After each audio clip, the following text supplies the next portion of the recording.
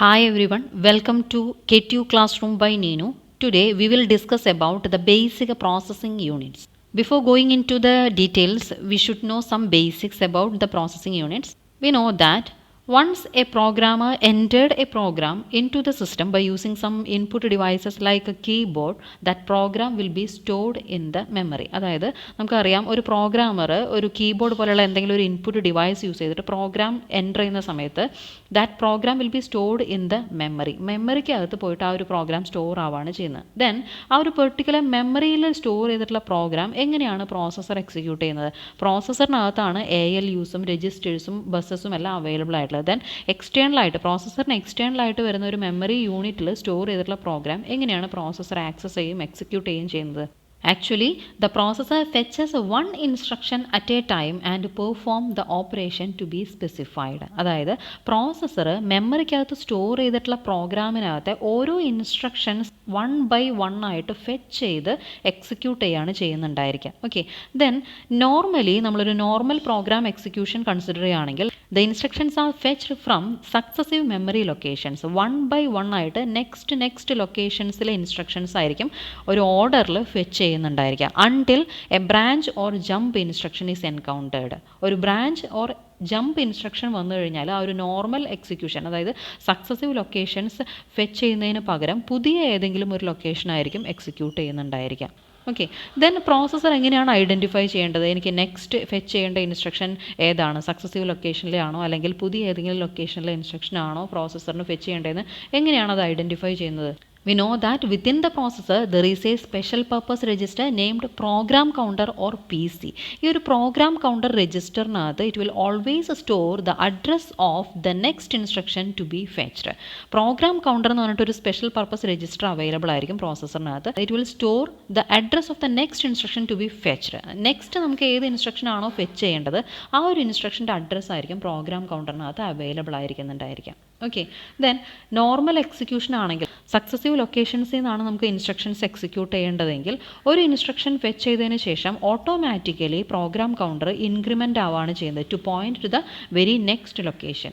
Okay, on the other hand, if we are executing a branch instruction, the program counter content will be loaded by a new address with the branch target address. Okay, അതായത് normal programme എക്സിക്യൂഷനാണ് നമ്മൾ consider ചെയ്യുന്നതെങ്കിൽ program counter automatically increment ആവുകയാണ് ചെയ്യുന്നത് next location. ഒരു particular instruction fetch ചെയ്ത് കഴിഞ്ഞാൽ program counter automatically increment ചെയ്തിട്ട് very next ഇൻസ്ട്രക്ഷൻ്റെ അഡ്രസ്സിലേക്കായിരിക്കും point ചെയ്യുന്നുണ്ടായിരിക്കുക. പക്ഷേ ബ്രാഞ്ച് ഇൻസ്ട്രക്ഷൻസ് ആണ് എക്സിക്യൂട്ട് ചെയ്യുന്നതെങ്കിൽ അതിനൊരു ബ്രാഞ്ച് ടാർഗറ്റ് അഡ്രസ്സ് ഉണ്ടായിരിക്കും. അതായത് ബ്രാഞ്ച് ഇൻസ്ട്രക്ഷൻ എക്സിക്യൂട്ട് ചെയ്ത് കഴിയുന്ന സമയത്ത് നമുക്കൊരു ബ്രാഞ്ചിങ്, ഒരു പുതിയൊരു ലൊക്കേഷനിലേക്ക് ബ്രാഞ്ചിങ് ചെയ്യണമെങ്കിൽ ആ ഒരു പെർട്ടിക്കുലർ ബ്രാഞ്ച് ടാർഗറ്റ് അഡ്രസ്സ് ആയിരിക്കും പ്രോഗ്രാം കൗണ്ടറിൽ ലോഡായിട്ടുണ്ടായിരിക്കാം. ഓക്കെ, ദെൻ വൺസ് നമ്മളൊരു ഇൻസ്ട്രക്ഷൻ ഫെച്ച് ചെയ്ത് കഴിഞ്ഞാൽ ആ ഒരു particular instruction we will store in instruction register. പ്രോസസ്സറിനകത്ത് അവൈലബിൾ ആയിട്ടുള്ള അനദർ ഒരു സ്പെഷ്യൽ പർപ്പസ് രജിസ്റ്ററാണ് ഇൻസ്ട്രക്ഷൻ രജിസ്റ്റർ ഓർ IR. അതായത് നമ്മളൊരു ഇൻസ്ട്രക്ഷൻ ഫെച്ച് ചെയ്ത് കഴിഞ്ഞാൽ the processor will place the instruction within the instruction register. Instruction register always contain the instruction to be executed next. Okay, then if we are considering the execution of an instruction, there are mainly two phases. Instruction execution consider ചെയ്യുന്ന സമയത്ത് അവിടെ മെയിനായിട്ട് രണ്ട് phases ആണ് വരുന്നത്, fetch phase and execution phase. What is fetch phase? Fetch phase means the fetching of the instruction from the memory unit one by one. Okay, നമ്മൾ programme മെമ്മറിയിൽ store ചെയ്തിട്ടുള്ള പ്രോഗ്രാം ഇൻസ്ട്രക്ഷൻസ് 1 by 1 ആയിട്ട് fetch ചെയ്യുന്നതിനെയാണ് fetch phase എന്ന് പറയുന്നത്. And the processor fetch the content of the memory location which is pointed by PC point ചെയ്യുന്ന ഒരു memory ലൊക്കേഷനിൽ നിന്നായിരിക്കും പ്രോസസ്സർ ഇൻസ്ട്രക്ഷൻസ് ഫെച്ച് ചെയ്യുന്നുണ്ടായിരിക്കാം. Okay, then that fetched instruction will be loaded to the instruction register. For example, if we are considering a memory unit with a word length of 32 bit, നമ്മളൊരു 32 bit word length ഉള്ളൊരു memory unit ആണ് consider ചെയ്യുന്നതെന്ന് വിചാരിക്കുക. അതായത് അതിനകത്ത് ഓരോ ലൊക്കേഷൻ്റെയും capacity എന്ന് പറയുന്നത് 32 ബിറ്റ് ആണ്. ഒരു 32 ബിറ്റ് ഇൻഫോർമേഷൻ അല്ലെങ്കിൽ ഇൻസ്ട്രക്ഷൻ ഒരു ലൊക്കേഷനിൽ സ്റ്റോർ ചെയ്യാം. അങ്ങനെയുള്ളൊരു മെമ്മറിയാണ് നമ്മൾ കൺസിഡർ ചെയ്യുന്നതെന്ന് വിചാരിക്കുക. 32 ബിറ്റ് മീൻസ് 4 byte, അതായത് ഒരു ലൊക്കേഷനിൽ 4 byte ഉള്ള ഒരു ഇൻസ്ട്രക്ഷനാണ് നമുക്ക് സ്റ്റോർ ചെയ്യാൻ പറ്റുന്നത്. ആ ഒരു കപ്പാസിറ്റി ഉള്ളൊരു മെമ്മറിയാണ് നമ്മൾ കൺസിഡർ ചെയ്യുന്നതെന്ന് വിചാരിക്കുക.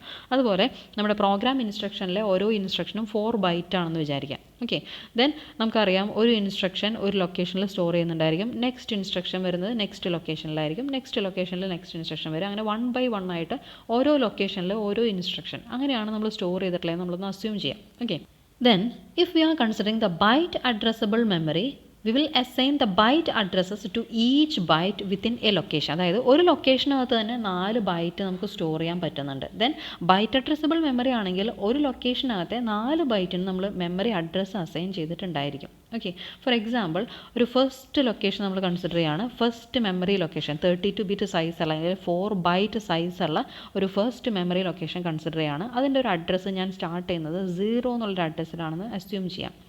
ദെൻ ആ ഒരു ലൊക്കേഷനിൽ തന്നെ 4 ബൈറ്റ് വരുന്നുണ്ട്. 4 ബൈറ്റിന് എനിക്ക് അഡ്രസ്സ് അസൈൻ ചെയ്യണം. 0, 1, 2, 3 അതാണ് ഫസ്റ്റ് ലൊക്കേഷനകത്തെ 4 ബൈറ്റിൻ്റെയും അഡ്രസ്സ് വരുന്നത്.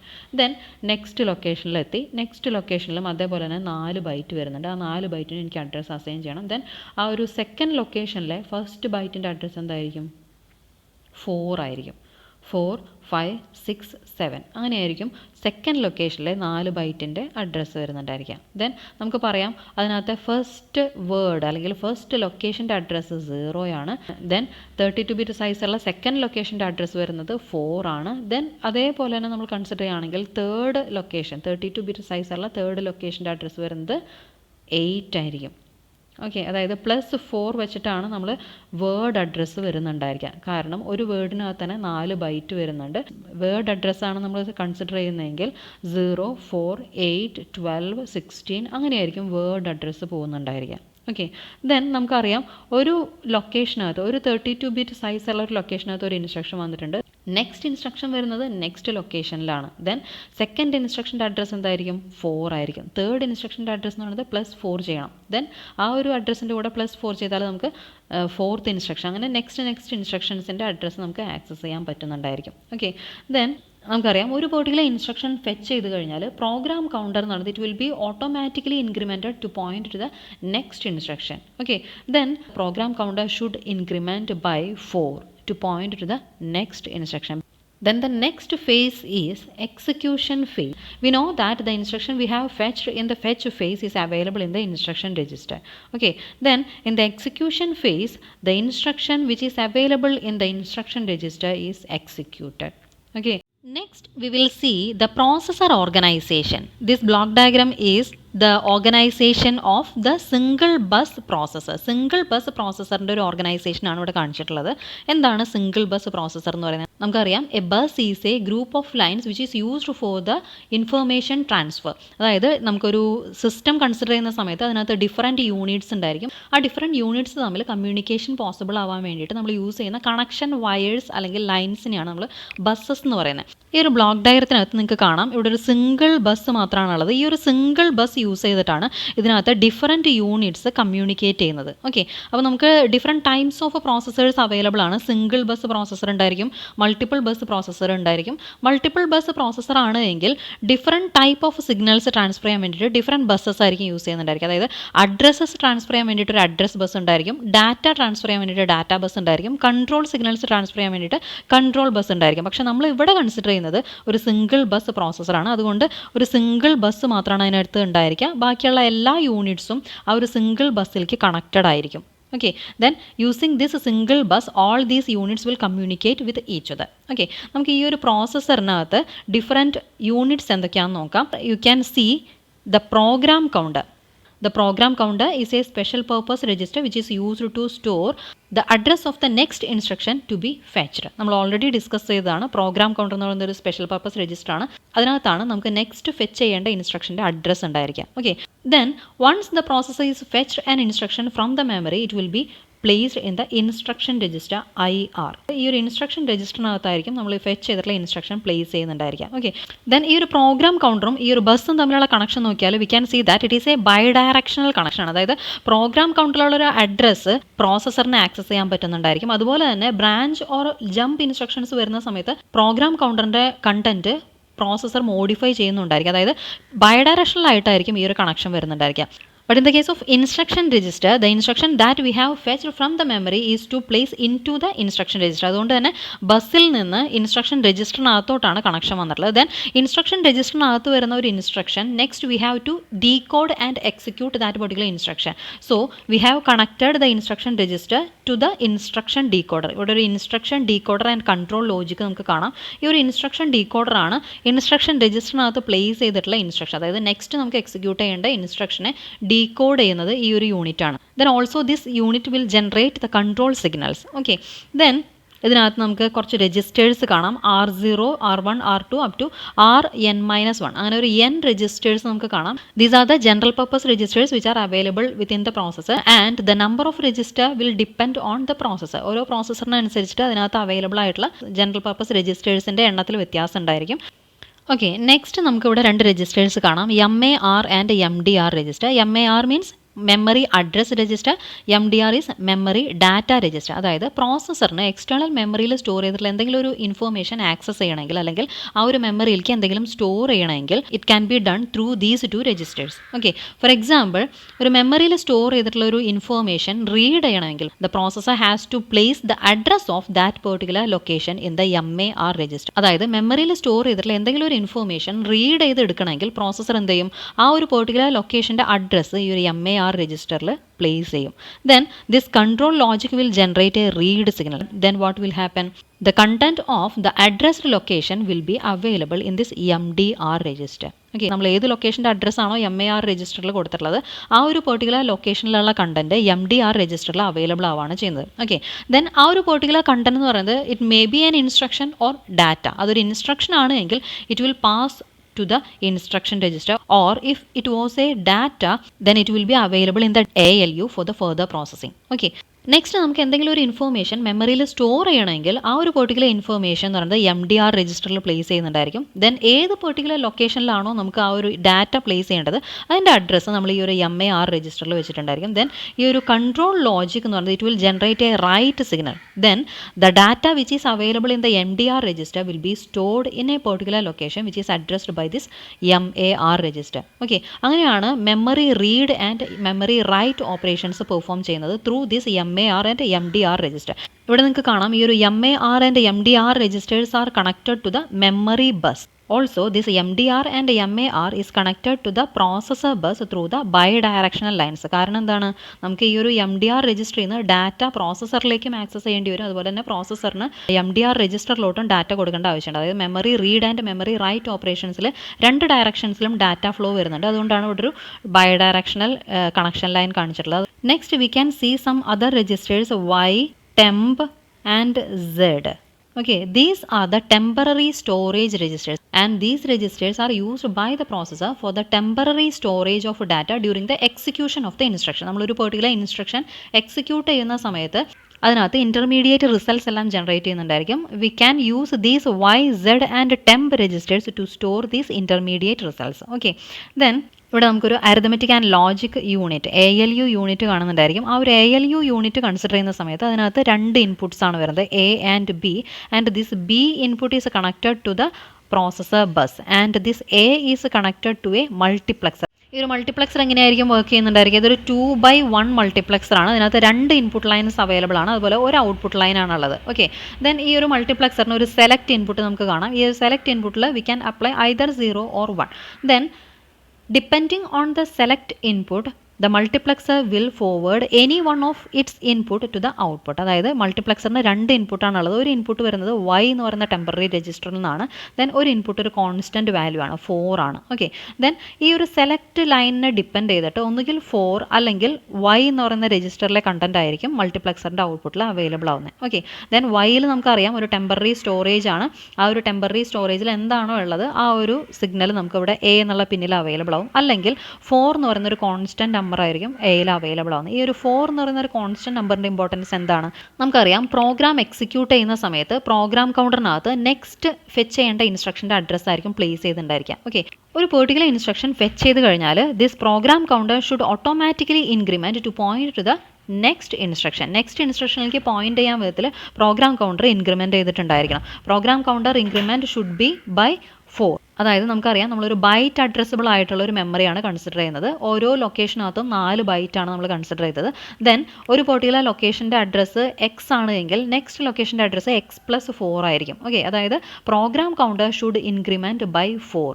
ആ ഒരു പ്രോഗ്രാം കൗണ്ടറിൻ്റെ ഇൻക്രിമെൻറ്റിങ്ങിന് വേണ്ടിയിട്ടാണ് നമ്മളിവിടെ ഒരു കോൺസ്റ്റൻറ്റ് വാല്യൂ 4 യൂസ് ചെയ്തിട്ടുള്ളത്. Okay, then this arithmetic and logic unit can perform a number of arithmetic and logic operations like addition, subtraction and so on. Okay, the ALU will perform that particular operation depending on the control signal which is active here. Okay, then the result which is generated by the ALU will be stored in a temporary register Z and it is connected to the processor bus by using a bidirectional connection line. Okay, അപ്പോൾ ഇത്രയാണ് നമുക്ക് ഈ ഒരു processor ഓർഗനൈസേഷനിൽ പറയാനുള്ളത്.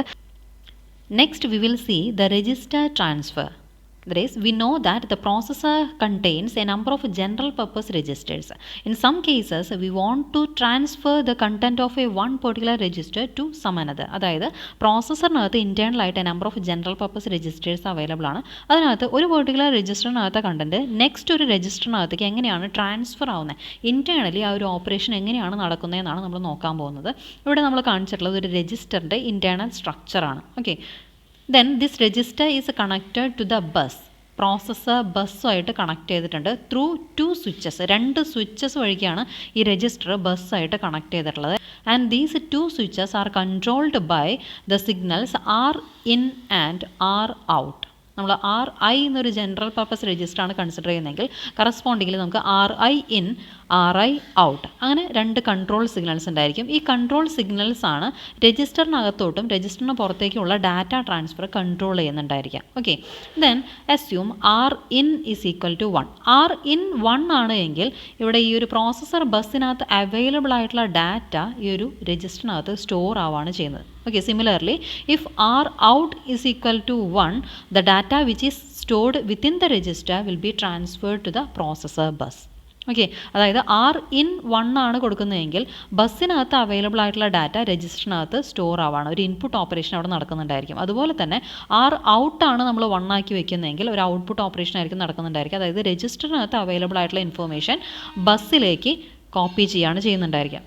And whenever this R out is equal to 0, the bus is free to use for the other registers. R out നമ്മൾ 0 ആക്കി വെക്കുന്ന സമയത്ത് രജിസ്റ്റർ ട്രാൻസ്ഫർ കംപ്ലീറ്റ് ചെയ്തിട്ടുണ്ടായിരിക്കും. ഈ ഒരു ബസ്സിനെ ബാക്കിയുള്ള രജിസ്റ്റേഴ്സിനൊക്കെ യൂസ് ചെയ്യാം. ഓക്കെ, ദെൻ നെക്സ്റ്റ് നമുക്ക് ഒരു രജിസ്റ്റർ ട്രാൻസ്ഫർ എങ്ങനെയാണ് ഇൻറ്റേർണലി പെർഫോം ചെയ്യുന്നതെന്ന് നോക്കാം. Consider this internal diagram. Move RI, RJ. ആ ഒരു ഓപ്പറേഷനാണ് നമ്മൾ പെർഫോം ചെയ്യാൻ പോകുന്നത്. അതായത് RI രജിസ്റ്ററിനകത്തെ കണ്ടന്റ് RJ രജിസ്റ്ററിലേക്ക് മൂവ് ചെയ്യുന്നത്. ഇവിടെ നിങ്ങൾക്ക് 2 രജിസ്റ്റേഴ്സ് കാണാം, RI ആൻഡ് RJ. കറസ്പോണ്ടിങ്ങിലി ഈ 2 രജിസ്റ്റേഴ്സും പ്രോസസ്സർ ബസ്സുമായിട്ട് കണക്ട് ചെയ്തിട്ടുള്ളത് 2 സ്വിച്ചസ് വഴിക്കാണ്. Okay, then RI register consider ചെയ്യുകയാണെങ്കിൽ അതിൻ്റെ 2 സ്വിച്ചസിനെ കൺട്രോൾ ചെയ്യുന്ന 2 സിഗ്നൽസ് ഏതൊക്കെയാണ്? RI in, RI out. അതുപോലെ തന്നെ RJ എന്നുള്ളൊരു രജിസ്റ്റർ കൺസിഡർ ചെയ്യുക, അതിൻ്റെ 2 സ്വിച്ചസിനെ കൺട്രോൾ ചെയ്യുന്ന സിഗ്നൽസ് ഏതൊക്കെയാണ്? RJ out, RJ in. Okay, then നമുക്ക് RI രജിസ്റ്ററിൽ ഓൾറെഡി സ്റ്റോർ ചെയ്തിട്ടുള്ള കണ്ടന്റ് RJ രജിസ്റ്ററിലേക്ക് സ്റ്റോർ ചെയ്യാണ് വേണ്ടത്. ഓക്കെ, RIയിൽ നമ്മളൊരു ഔട്ട്പുട്ട് ഓപ്പറേഷനും RJയിൽ നമ്മളൊരു ഇൻപുട്ട് ഓപ്പറേഷനാണ് ചെയ്യേണ്ടത്. So we will make this RI out is equal to 1. Correspondingly RJ രജിസ്റ്ററിൻ്റെ ഇൻപുട്ട് കൺട്രോൾ സിഗ്നലാണ് നമ്മൾ 1 ആക്കുന്നത്. RJ in is equal to 1. ഓക്കെ, RI out is equal to 1 ആക്കുന്ന സമയത്ത് എന്താണ് സംഭവിക്കുന്നത്? RIയുടെ കണ്ടന്റ് ഈ ഒരു പ്രോസസ്സർ ബസ്സിൽ അവൈലബിൾ ആയിരിക്കും. At the same time when RJ in is equal to 1 ആക്കുന്ന സമയത്ത് പ്രോസസ്സർ ബസ്സിനകത്ത് അവൈലബിൾ ആയിട്ടുള്ള ഡാറ്റ, അതായത് RI രജിസ്റ്ററിൻ്റെ കണ്ടന്റ്, ഓക്കെ, ആ ഒരു കണ്ടന്റ് RJ രജിസ്റ്ററിലേക്ക് ഇൻപുട്ട് ആയിട്ടുണ്ടായിരിക്കും. Okay, we have transferred the content of RI into the register RJ. Next, we will see how an arithmetic and logical operation is carried out within a single bus processor. ഒരു single bus പ്രോസസ്സറിൻ്റെ internal സ്ട്രക്ചറാണ് ഇവിടെ കാണിച്ചിട്ടുള്ളത്. അതിനകത്ത് എങ്ങനെയാണ് ഒരു arithmetic and logical operation perform ചെയ്യുന്നതെന്നാണ് നമ്മൾ നെക്സ്റ്റ് നോക്കാൻ പോകുന്നത്. Here we can see an ALU, arithmetic and logical unit. It performs all the arithmetic and logical operations on 2 operands. 2 ഓപ്പറാൻസിലായിരിക്കും ഈ ഒരു ALU ഓപ്പറേറ്റ് ചെയ്യുന്നത്. ദെൻ ആ 2 ഓപ്പറാൻസ് നമുക്ക് അപ്ലൈ ചെയ്യാനുള്ള 2 ഇൻപുട്സ് ആണ് A ആൻഡ് B. 2 ഇൻപുട്സ് ഉണ്ട്. A ആൻഡ് B എന്ന് പറയുന്ന 2 ഇൻപുട്സിലാണ് നമ്മൾ ഓപ്പറാൻസ് അപ്ലൈ ചെയ്യുന്നുണ്ടായിരിക്കുക. And you can see that 1 operand is directly available from the bus. ഇതാണ് പ്രോസസ്സറിൻ്റെ ബസ് വരുന്നത്. ദെൻ ആ ഒരു ബസ്സിലേക്ക് ഡയറക്റ്റ് ആയിട്ടാണ് ഒരു ഇൻപുട്ട് കണക്ട് ചെയ്തിട്ടുള്ളത്. And the another operand is available from the multiplexer output. ഇവിടെ ഒരു മൾട്ടിപ്ലക്സർ നിങ്ങൾക്ക് കാണാം. ഈ ഒരു മൾട്ടിപ്ലക്സറിൻ്റെ ഔട്ട്പുട്ടാണ് സെക്കൻഡ് ഓപ്പറാൻഡായിട്ട് ആക്ട് ചെയ്യുന്നുണ്ടായിരിക്കാം. Okay, then this ALU does not have any internal storage. ALU എന്ന് പറഞ്ഞാൽ ഒരു കോമ്പിനേഷണൽ സർക്യൂട്ടാണ്. ആ ഒരു കോമ്പിനേഷണൽ സർക്യൂട്ടിനകത്ത് ഇൻറ്റേർണൽ സ്റ്റോറേജ് ഒന്നും ഉണ്ടായിരിക്കില്ല. So we have to store the results which produced by the ALU in a temporary register Z. Okay, then നമുക്കൊരു arithmetic operation നോക്കാം. Add R1, R2, R3. ഈ ഒരു ഇൻസ്ട്രക്ഷൻ എക്സിക്യൂട്ട് ചെയ്യുന്ന സമയത്ത് എങ്ങനെയായിരിക്കും ഓപ്പറേഷൻ നടക്കുന്നുണ്ടായിരിക്കുക? We will add the content of register R1 and R2, then the result will be stored in the register R3. Okay, R1ലെയും R2ലെയും കണ്ടന്റ് ആഡ് ചെയ്തിട്ട് റിസൾട്ട് R3 എന്ന് പറയുന്നൊരു രജിസ്റ്ററിൽ സ്റ്റോർ ചെയ്യുകയാണ് ചെയ്യുന്നുണ്ടായിരിക്കുക. And the addition of this R1 and R2 is done by the ALU. ALU ആയിരിക്കും ഈ രണ്ട് ഓപ്പറാൻഡ്സിനെ ആഡ് ചെയ്യുന്നുണ്ടായിരിക്കുക. ഓക്കെ, നമുക്കറിയാം ALUവിന് ഒരു ഓപ്പറാൻഡ് മാത്രമാണ് ഡയറക്റ്റായിട്ട് ഈ ഒരു ബസ്സിൽ നിന്ന് അവൈലബിൾ ആവുന്നുള്ളൂ. ദെൻ അനദർ ഒരു ഓപ്പറാൻഡ് നമുക്ക് അപ്ലൈ ചെയ്യണമെങ്കിൽ it should be done through this multiplexer. Okay, നമുക്കറിയാം മൾട്ടിപ്ലക്സറിൻ്റെ ഒരു ഇൻപുട്ട് കോൺസ്റ്റൻറ്റ് വാല്യൂ ആണ് വരുന്നത്, 4 എന്നുള്ളൊരു കോൺസ്റ്റൻറ്റ് വാല്യൂ ആണ്. ദെൻ അനദർ ഇൻപുട്ട് എന്ന് പറയുന്നത് Y രജിസ്റ്ററിലെ കണ്ടന്റ് ആണ് വരുന്നത്. So we have to store 1 operand to the register Y and 1 operand we can apply directly to the ALU. Okay, then നമ്മൾ എന്തായിരിക്കും ചെയ്യുന്നുണ്ടായിരിക്കും, ഒരു രജിസ്റ്ററിലെ കണ്ടന്റ് Y രജിസ്റ്ററിൽ സ്റ്റോർ ചെയ്യുന്നുണ്ടായിരിക്കും. മൾട്ടിപ്ലക്സർ വഴി നമ്മളത് ALUവിൽ അപ്ലൈ ചെയ്യാണ്. Second operand can be directly apply to the ALU through this bus. Then ALU ഒരു അഡീഷൻ ഓപ്പറേഷൻ പെർഫോം ചെയ്ത് കഴിയുന്ന സമയത്ത് അതിൻ്റെ റിസൾട്ട് നമ്മൾ Z എന്നുള്ളൊരു ടെമ്പററി രജിസ്റ്ററിലായിരിക്കും സ്റ്റോർ ചെയ്യുന്നുണ്ടായിരിക്കുക. Because ALU does not have any internal storage. But we have to store the result finally in the register R3. So we have to move the content of Z into the register R3. Okay, നമുക്ക് ആ ഒരു operations എങ്ങനെയൊക്കെയാണ് perform ചെയ്യുന്നതെന്ന് നോക്കാം. I am moving the content of this register R1 to the register Y. Okay, അതായത് R1 രജിസ്റ്ററിലാണ് നമ്മുടെ first operand ഇരിക്കുന്നത്. ആ ഒരു രജിസ്റ്ററിലെ കണ്ടന്റ് ഞാൻ Y രജിസ്റ്ററിലേക്ക് കോപ്പി ചെയ്യാൻ പോവാണ്. Then what I have to do, R1 out is equal to 1, Y in is equal to 1. ആ രണ്ട് സിഗ്നൽസും ആക്റ്റീവ് ആക്കുന്ന സമയത്ത് എന്താണ് സംഭവിക്കുന്നുണ്ടായിരിക്കുക, R1 രജിസ്റ്ററിലെ കണ്ടന്റ് ബസ്സിൽ അവൈലബിൾ ആയിരിക്കും. ആ ഒരു കണ്ടന്റ് Y എന്ന് പറയുന്ന രജിസ്റ്ററിലേക്ക് ഇൻപുട്ട് ആവാണ് ചെയ്യുന്നുണ്ടായിരിക്കുക. ഓക്കെ, നമ്മുടെ ഫസ്റ്റ് ഓപ്പറാൻഡ് ഇപ്പോൾ Y രജിസ്റ്ററിൽ അവൈലബിൾ ആണ്. ദെൻ നമ്മൾ എന്ത് ചെയ്യണം, സെക്കൻഡ് ഓപ്പറാൻഡ് R2 രജിസ്റ്ററിലാണ് പ്ലേസ് ചെയ്തിട്ടുള്ളത്. ആ ഒരു R2 രജിസ്റ്ററിൽ നിന്ന് അത് ബസ്സിലേക്ക് നമുക്ക് ഡയറക്റ്റ് കൊടുക്കുകയാണ് ചെയ്യുന്നത്. Then R2 out is equal to 1 കൊടുക്കണം. Then the content of R2 will be available in the bus, that is it is available in the B input. Okay, then A ഇൻപുട്ടിൽ നമുക്ക് Yനകത്താണ് നമ്മളുടെ ഫസ്റ്റ് ഓപ്പറാൻഡ് ഇപ്പോൾ place ചെയ്തിട്ടുള്ളത്. Aക്കകത്ത് ആ ഒരു first operand available ആക്കണം. It can be done through this multiplexer. മൾട്ടിപ്ലക്സറിന് ഒരു സെലക്ട് ലൈൻ ഉണ്ട്. ആ ഒരു സെലക്ട് ലൈൻ യൂസ് ചെയ്തിട്ട് നമുക്ക് ഒന്നുകിൽ 4 അല്ലെങ്കിൽ Yയുടെ കണ്ടന്റ് ആണ് ഈ ഒരു A എന്ന് പറയുന്ന ഒരു ഇൻപുട്ടിൽ അവൈലബിൾ ആക്കാൻ പറ്റുന്നത്. Okay, then we have to choose this select line such that this Y is available at the multiplexer output. Okay, അതാണ് ഇവിടെ കാണിച്ചിട്ടുള്ളത്. R2 ഔട്ട് എന്ന് പറയുന്ന സമയത്ത് സെക്കൻഡ് ഓപ്പറാൻഡ് നമുക്ക് ബസ്സിൽ അവൈലബിൾ ആണ്. Then it is available in the input B. Then select Y എന്ന് പറയുന്ന സമയത്ത് ഈ ഒരു Y രജിസ്റ്ററിലെ കണ്ടന്റ് ആണ് മൾട്ടിപ്ലക്സറിൻ്റെ ഔട്ട്പുട്ടിൽ അവൈലബിൾ ആവുന്നത്. Then we will issue A control signal add. When the add signal is issued, the ALU will add the 2 operands which is available at the inputs A and B, and the result will be stored in the Z input, because we will make this Zin is equal to 1, so the result of ALU will be stored in the register Z. Okay, then അഡീഷൻ്റെ result R1 plus R2 എന്നുള്ളൊരു അഡീഷൻ്റെ result ഈ ഒരു Z രജിസ്റ്ററിൽ available ആണ്. Now we have to move the content of register Z into the register R3. So we have to make the Z out is equal to 1 and R3 in is equal to 1.